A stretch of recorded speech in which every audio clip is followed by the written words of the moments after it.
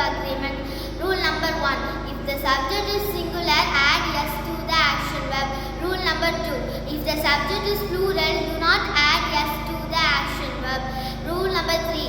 I and you are singular, but do not add yes to the action verb.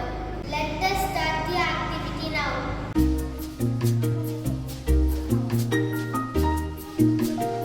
He does the storybook. He is the singular subject, so the answer is reads. He reads the storybook. They does the storybooks. They is a plural subject, so the answer is reading. They read the storybooks.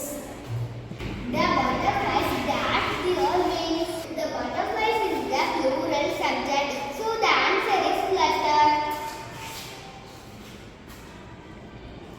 The butterflies flutter their wings. The boy dash the dog. The boy is the singular subject, so the answer is